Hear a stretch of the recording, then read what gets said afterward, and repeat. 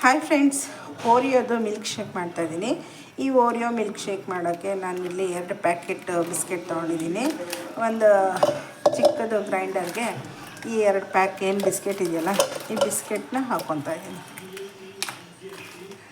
ಮತ್ತು 1-2 ಸ್ಪೂನಷ್ಟು ಸಕ್ಕರೆ ಹಾಕ್ಕೊತಾ ಇದ್ದೀನಿ. ಹಾಗೆ ಕಾಯಿಸಿ ತಣ್ಣಗೆ ಮಾಡಿಟ್ಕೊಂಡಿರೋಂಥ ಹಾಲು ಹಾಕ್ಕೊತಾ ಇದ್ದೀನಿ. ಹಾಗೆ 1-2 ತಣ್ಣಗಿರಲಿ ಅಂಥೇಳಿ ಐಸ್ ಕ್ಯೂಬ್ಸ್ನ ಹಾಕ್ಕೊತಾ ಇದ್ದೀನಿ.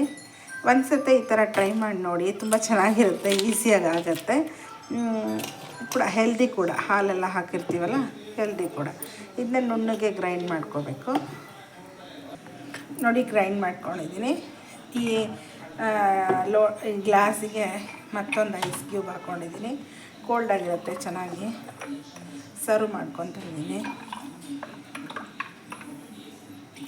ತುಂಬ ಈಸಿ ಮತ್ತು ಸಿಂಪಲ್ಲು. ಮಕ್ಳಿಗೊಂಥರ ಖುಷಿ ಆಗುತ್ತೆ ಈ ಥರ ಮಾಡೋದ್ರಿಂದ. ನಾನಿಲ್ಲಿ ಬಾದಾಮಿನ ಸ್ವಲ್ಪ ಪೀಸಸ್ ಕಟ್ ಮಾಡಿ ಇಟ್ಕೊಂಡಿದ್ದೀನಿ.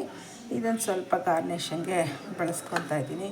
ಕುಡಿಬೇಕಾದ್ರೆ 1-2 ಪೀಸಸ್ ಸಿಕ್ಕಿದ್ರೆ ತುಂಬ ಚೆನ್ನಾಗಿ ಅನಿಸುತ್ತೆ. ಈ ಥರ ಒಂದು ಸತಿ ಟ್ರೈ ಮಾಡಿ. ತುಂಬ easy and simple Oreo milk shake. Thank you.